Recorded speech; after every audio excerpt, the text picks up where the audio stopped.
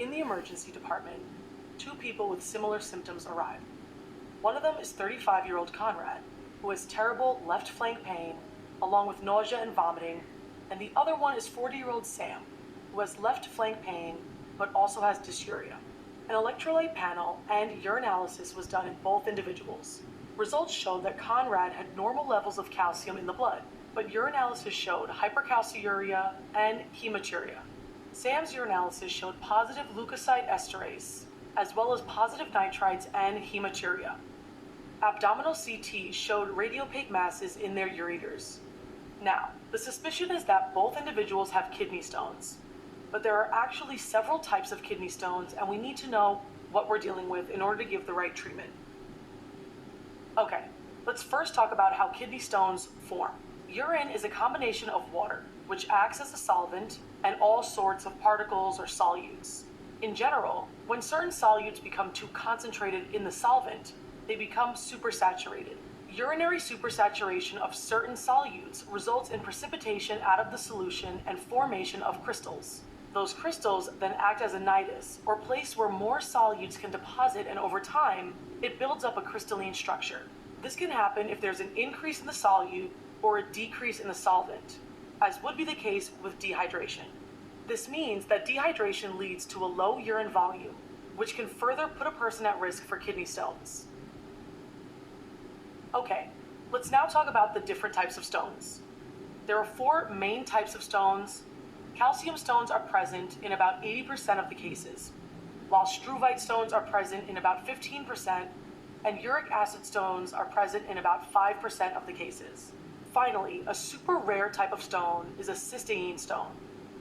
Let's start with calcium stones.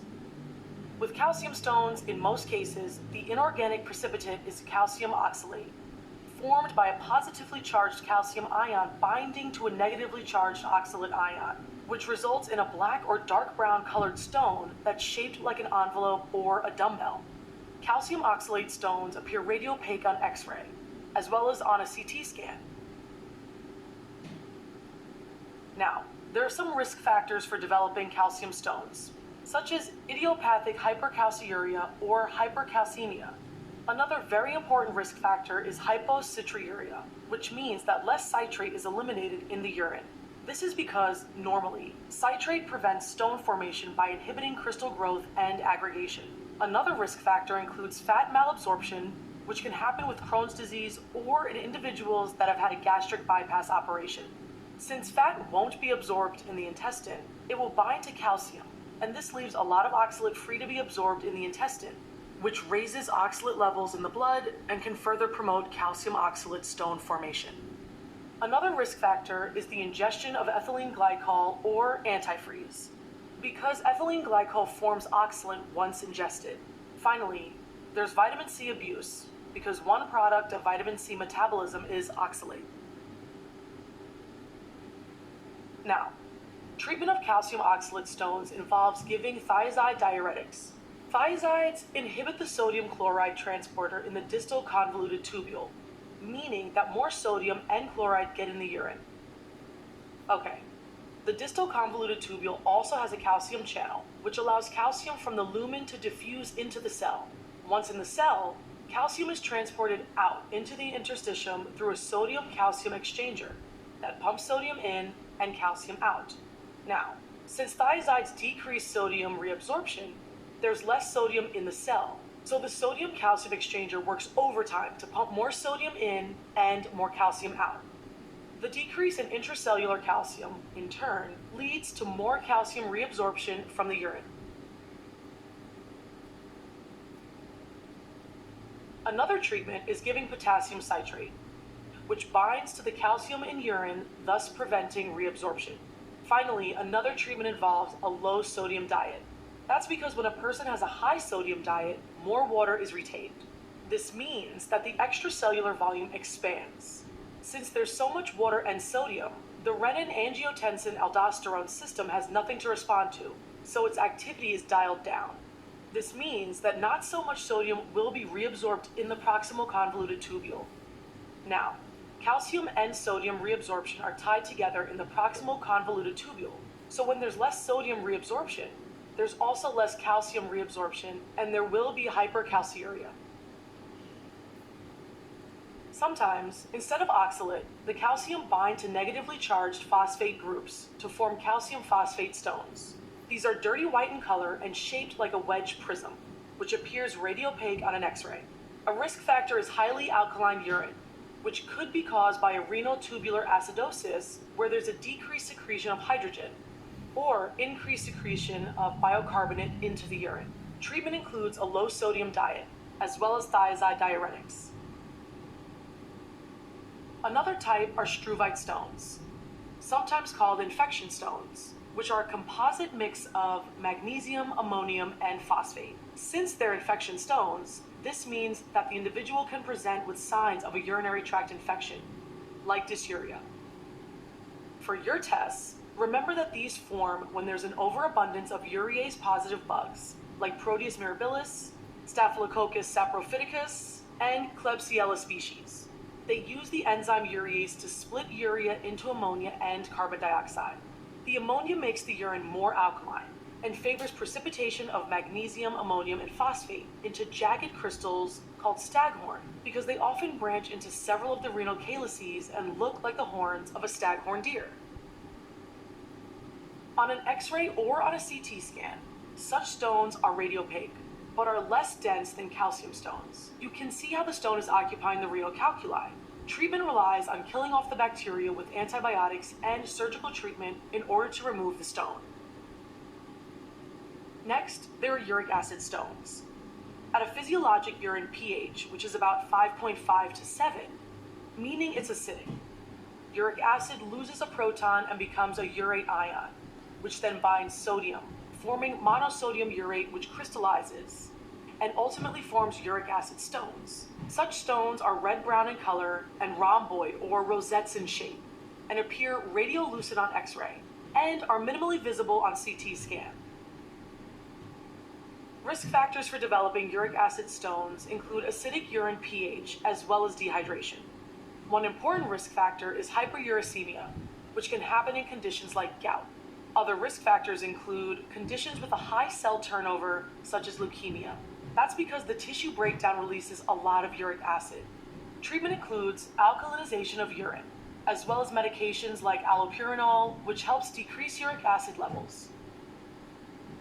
Finally, a tiny minority of stones are cysteine stones, composed of the amino acid cysteine, which sometimes leaks into the urine to crystallize and form a yellow or light pink colored stone that's hexagonal. Cysteine stones crystallize even more if the urine pH is acidic. For your tests, you can remember this using the following memory trick. 16 stones have 6 sides. On X-ray, it's faintly radiolucent, and on a CT scan, it's moderately radiopaque.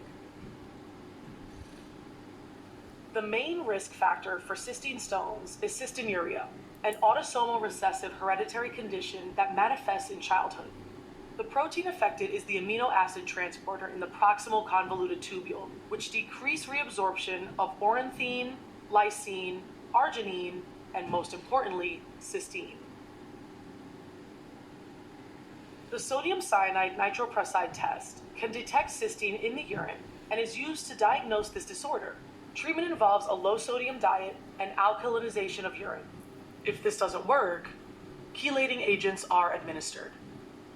For your tests, it's important to remember that all types of kidney stones generally present with the same symptoms, such as unilateral flank tenderness and pain, meaning between the ribs and the hip. Now, the pain is colicky and can radiate to the groin. This type of pain is called renal colic, which is when there is acute pain that's so intense that it requires IV pain medication.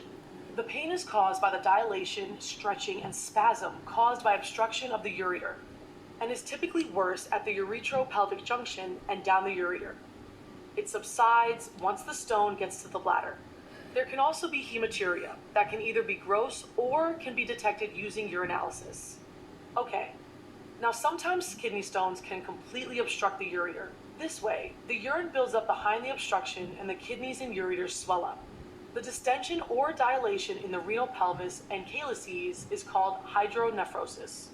But remember, other disorders like benign prostatic hypertrophy, congenital obstructions of the ureter, cervical cancer, vesicoureteral reflux, and retroperitoneal fibrosis can all lead to hydronephrosis. Now, all that distension compresses the kidney, which can further lead to atrophy of the renal cortex and medulla. When the obstruction is bilateral, or if the person only has one kidney, there's no urine flow, and this means that the kidneys aren't functioning at all, and creatinine levels go up. Okay, let's review. There are four main types of kidney stones. The most common is a calcium stone, which is usually a calcium oxalate stone, but can also be a calcium phosphate stone.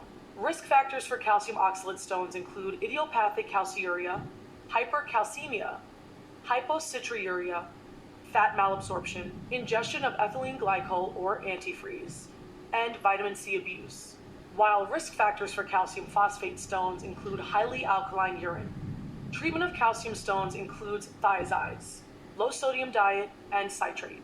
Another type is a struvite stone, which is also called an infection stone because it forms in individuals that have a urinary tract infection with a urease positive bug, like Proteus mirabilis. Treatment relies on eradicating the infection and surgically removing the stone.